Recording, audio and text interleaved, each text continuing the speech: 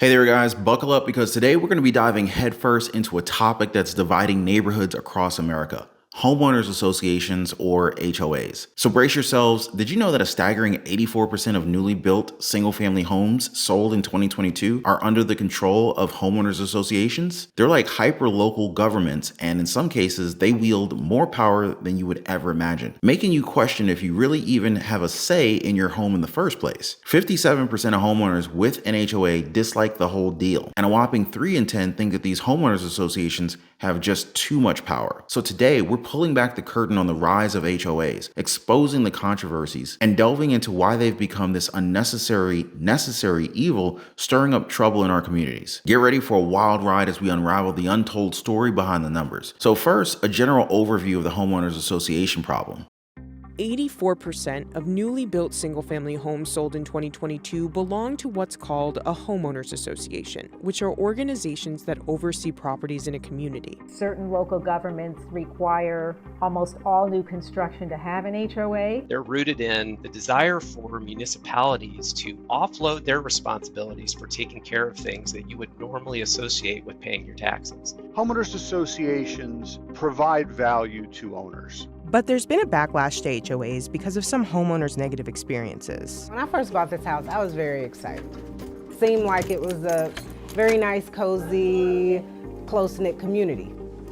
Then it started turning into a horror story. I'm a huge believer that, you do sign away your civil rights when you're signing into an HOA or a condo association. It's a matter of personal preference. Some people like anchovies on their pizza and some don't. Some people really like living in homeowners associations. Others don't like it. Now, let me tell you guys, I remember living in a particular HOA governed neighborhood a few years back, and I can tell you I hated it so much. The lady was right. It's like signing over your rights. You're essentially letting people who did not contribute into buying your house have full power and control of what you do with your own property. From what color your house is, to what sign you have in your yard or windows, or where your trash can is sitting, how tall your grass is, it's crazy. We're basically giving control of our homes over to a corporate board staffed by Karens. Honestly, it makes me wonder, how are the American people allowing this? We may have gone too soft for our own good. You know what I'm talking about. Homeowners association horror story. Either you've heard one, or you've seen one, or God forbid you've lived one. Scour the internet and you're gonna stumble across tales of folks being slapped with fines for daring to park their own car in their own driveways, or maybe even just putting a forbidden potted tomato plant on the back porch. Picture this, guys.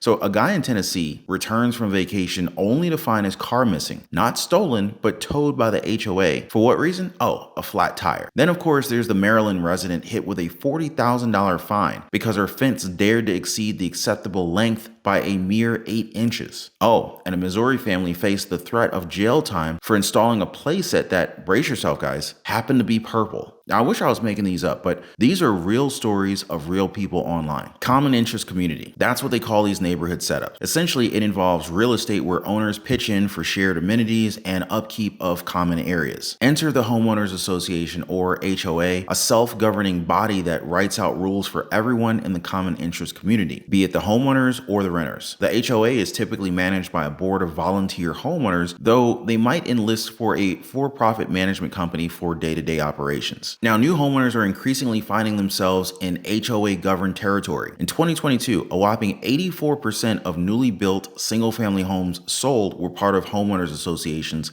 according to the U.S. Census Bureau, especially in the South and the West. It's practically a wild goose chase to find a single-family home that's not under some kind of HOA. In fact, in certain places, local governments practically mandate new constructions to come bundled with an HOA. So the beef with HOAs isn't just about quirky rules and fines. It's like they're infiltrating the American housing landscape to the point where they're like taking over America. If you ever found yourself laughing or maybe just kind of like shaking your head at the wild world of homeowners associations, you're not alone. Hit the like button, and hey, if you want to stay in the loop with what's going on with real estate analysis and financial insights, then don't hesitate to subscribe to the channel and turn on that notification bell. Trust me guys, you won't want to miss out on any of our jaw-dropping stories. And by the way, if you own a home, make sure your home is protected. Get your free home warranty quote. There is a link in the description down below this video. It only takes about 10 seconds. And speaking about jaw-dropping stories, I got another one for you guys. This is from a friend of mine whose father-in-law got on the HOA board when they moved to Arizona. They visited and they took a walk around the neighborhood, and at one point,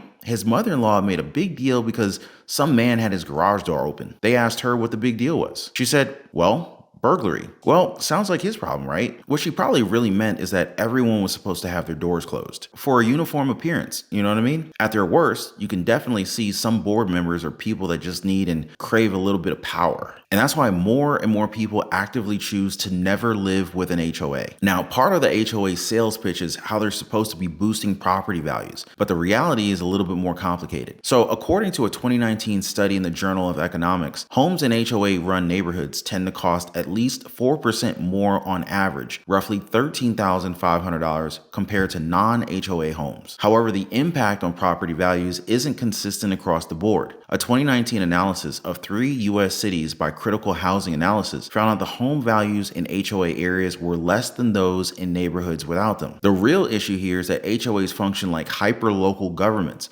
often overshadowing other existing laws. Essentially, they take on responsibilities that you typically associate with your tax dollars, like maintaining sidewalks, roads, and sewers. That's why homeowners stuck in disputes with their HOAs often find it difficult to seek help through official government channels. Their only recourse? Dragging the matter to civil court, which, let's face it, isn't always a walk in the park. While some states such as Maryland, North Carolina, and Florida have introduced legislation to tackle HOA-related problems, they faced a lot of pushback from the professional management industry. So it's really an uphill battle with change starting at the grassroots level and homeowners fighting through the court system as well as through voting for a board that they feel represents them. Bottom line, it's clear that there's a need for more regulations governing the HOAs themselves. Now, to be clear, guys, I don't think that all HOAs are evil. They make sense in some cases. Given the close quarters that we often share in communities, having some kind of ground rules definitely makes sense for some peaceful coexistence. Still, it's tough not to squint at the HOA setup and wonder if there's a better way. HOAs claim to serve community well-being, but that often translates to safeguarding property values with developers raking in the benefits. History hasn't been kind to them either, as they've been known for discriminatory and exclusionary practices. Essentially, these micro-sized, super local governments operate with minimal oversight from the actual government, meaning they're wielding a pretty large amount of unchecked power. It's like privatization on steroids, the most widespread and dramatic privatization of local government functions we've ever seen. In a nutshell, they're private governments doing everything your typical local government does, and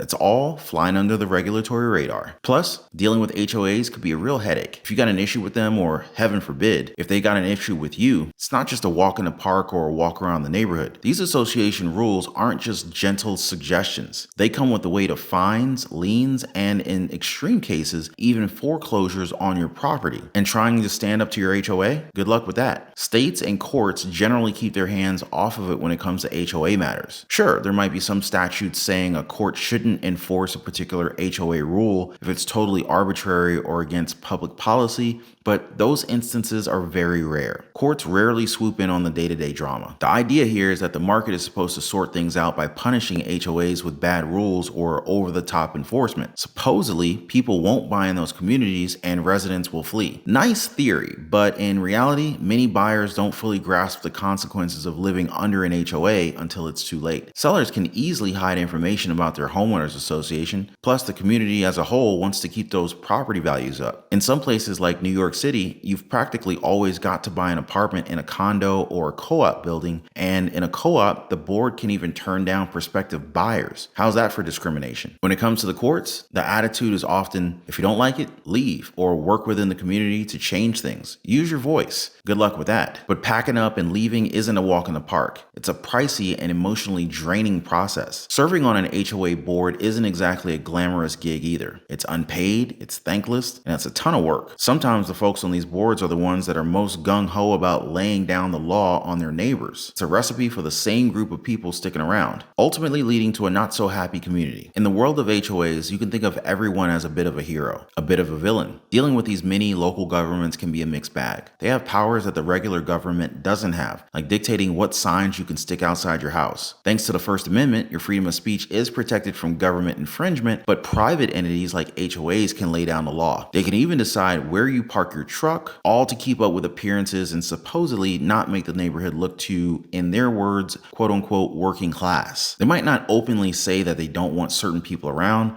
but they can sure make it tough for them to join the neighborhood. Fixing the HOA situation in the US isn't exactly a cakewalk, and let's face it guys, they're not disappearing anytime soon. But could we make them a little bit less the stuff of nightmares? Some say tighter regulations might help, but developers aren't exactly thrilled about that idea. Then there's the bigger conversation about why municipalities are so strapped for cash, pushing them to greenlight more private subdivisions and condos. Experts pointed out that more attention needs to be paid to how much money these associations and boards have to make sure that they're able to make repairs when necessary and buildings don't entirely go under. Sometimes condo associations are forced to sell off entire buildings, and in worst cases, you get disasters like the Surfside condominium collapse in Florida in 2021, taking nearly 100 lives because residents struggled to put up funds for repairs. In a nutshell, maybe these mini governments could use a little bit more accountability. Long-term success might mean a more hands-on role from the government. But let's be real, this whole situation just sums up the past 40 years. Privatize everything. Let the market fix it all. Sorry guys, but that's a hard pass for me. Let me know what you guys think about homeowners associations and the neighborhoods they run. Share your own stories and experiences in the comments, and